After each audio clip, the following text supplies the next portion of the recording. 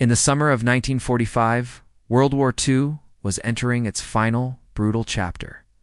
In Europe, the war was over. Hitler was defeated, and the continent was beginning to pick up the pieces.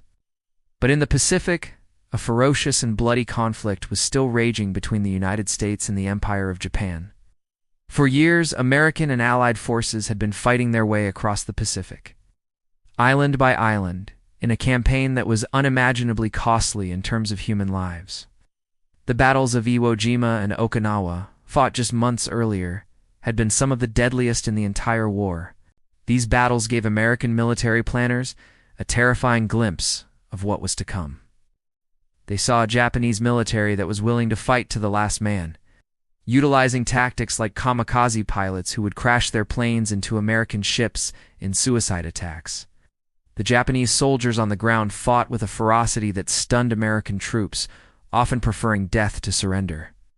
This refusal to surrender was not just a military strategy. It was deeply ingrained in the culture and propaganda of wartime Japan.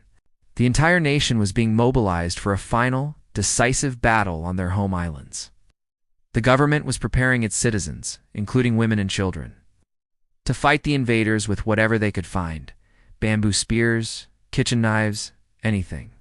They called this plan Ketsugo, or Operation Decisive. The Japanese leadership believed that if they could inflict enough casualties on the American invasion force, they could negotiate a conditional surrender that would preserve their government and way of life, avoiding total subjugation. They were willing to sacrifice millions of their own people to achieve this. Faced with this grim reality, the United States developed a plan for the invasion of Japan, codenamed Operation Downfall. It was set to be the largest amphibious invasion in human history, far bigger than the D-Day landings in Normandy. The plan had two main parts: Operation Olympic, the invasion of the southern island of Kyushu, followed by Operation Coronet, the invasion of the main island of Honshu, near Tokyo. Military strategists on both sides knew the cost would be astronomical. American casualty estimates for this invasion were staggering, ranging from several 100,000 to over 1 million soldiers killed or wounded. Japanese casualties, both military and civilian, were expected to be even higher, likely running into the millions. The war, it seemed, was destined to end in a bloodbath of unprecedented scale. But while the Pacific War was raging, a top-secret project was underway back in the United States. It was called the Manhattan Project. Since 1942, some of the world's most brilliant scientists, many of them refugees from fascist Europe, had been gathered in secret cities like Los Alamos, New Mexico, or Mission, to harness the power of the atom and build a weapon of unimaginable power, the atomic bomb. Led by physicists J. Robert Oppenheimer and General Leslie Groves, the project was a massive undertaking, costing billions of dollars and employing hundreds of thousands of people, most of whom had no idea what they were working on. On July 16, 1945, in the desert of New Mexico, they conducted the first successful test, codenamed Trinity. The explosion was unlike anything humanity had ever seen, creating a mushroom cloud that rose miles into the sky. A new terrible power had been unleashed. President Harry S. Truman, who had only become president a few months earlier after Franklin D. Roosevelt's death, was now faced with one of the most difficult decisions in history. He had just learned about the existence of the Manhattan Project, and now had this new, city-destroying weapon at his disposal. He and his advisors weighed the options. They used this bomb to force Japan to surrender. The alternative was the planned invasion, Operation Downfall, with its horrific projected casualties. To Truman, the choice seemed clear. The bomb, as terrible as it was, appeared to be a way to end the war quickly and save the lives of hundreds of thousands of American soldiers. He believed it was his duty as president to use every weapon available to bring the war to the swiftest possible conclusion and protect American lives. There was another major factor influencing Truman's decision: the Soviet Union. Throughout the war, the Soviets, led by Joseph Stalin, had been fighting the Nazis on the Eastern Front in Europe, but they had remained neutral in the Pacific War. At the Potsdam Conference in July 1945, Stalin confirmed to Truman that the Soviet Union would declare war on Japan in early August. While this would certainly help defeat Japan, it also raised concerns for the United States. The Cold War was already beginning to simmer. If the Soviets invaded Manchuria, and then potentially the Japanese home islands, they would have a significant say in the post-war settlement of Asia. This would expand Soviet influence and communism across the region, a scenario the U.S. desperately wanted to avoid. Using the atomic bomb therefore had a dual purpose. It could end the war against Japan before the Soviets became deeply involved, and it would serve as a powerful demonstration of America's new military might to Stalin and the rest of the world. The bomb wasn't just a weapon to end one war, it was also a political tool to shape the new world order that would follow. With the decision made, the target was selected. The city of Hiroshima was a major industrial and military hub that had until then been largely untouched by the conventional bombing raids that had devastated other Japanese cities like Tokyo. On the morning of August 6, 1945, an American B-29 bomber named the Enola Gay flew over the city. At 8:15 a.m., it released a single bomb, nicknamed Little Boy. The bomb detonated about 2,000 feet above the city center, unleashing a blinding flash of light and a wave of heat and force that incinerated everything in its path. In an instant, a huge part of the city was flattened. Tens of thousands of people were killed immediately.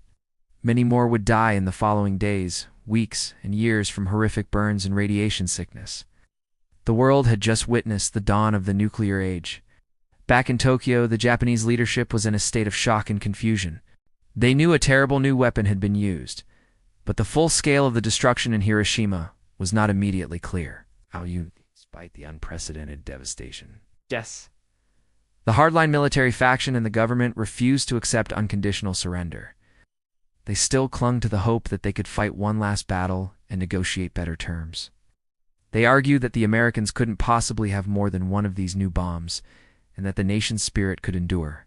So, they waited. The American government, meanwhile, broadcast messages to Japan, warning of further destruction if they did not surrender. The message went unheeded. 3 days later, on August 9th, the world changed again. Another B-29 bomber, this one named Boxcar, was sent on a mission to drop a second atomic bomb. The primary target was the city of Kokura, but it was covered by clouds, so the plane diverted to its secondary target, Nagasaki. Nagasaki was another important port city and industrial center. At 11:02 a.m., the second bomb, nicknamed Fat Man, was dropped. Although the city's hilly terrain contained the blast more than the flat plains of Hiroshima, the destruction was still immense. Another tens of thousands of people were killed instantly. On the very same day, the Soviet Union officially declared war on Japan and launched a massive invasion of Japanese-held Manchuria, quickly overwhelming the Japanese forces there. The combination of these three devastating blows, the bombing of Hiroshima, the Soviet invasion, and the bombing of Nagasaki, finally broke the stalemate within the Japanese government. The Emperor Hirohito, who had largely been a figurehead, took the unprecedented step of intervening directly. He told his military council that the war must end. He could not bear to see his people suffer any further. On August 15, 1945, the people of Japan heard their emperor's voice for the first time ever, as he announced in a radio broadcast that Japan would accept the Allied terms of surrender. World War II was finally over. The decision to use the atomic bomb remains one of the most controversial and debated topics in modern history. On one hand, supporters argued that it was a necessary evil. It ended the war, prevented the massive casualties of an invasion of Japan, and ultimately saved more lives than it took on both sides. From this perspective, it was the lesser of two evils. On the other hand, critics argued that it was a horrific act that targeted civilians and constituted a war crime. They point out that Japan was already on the verge of collapse from conventional bombing and a naval blockade, and that the Soviet entry into the war might have been enough to force surrender without the need for the bombs.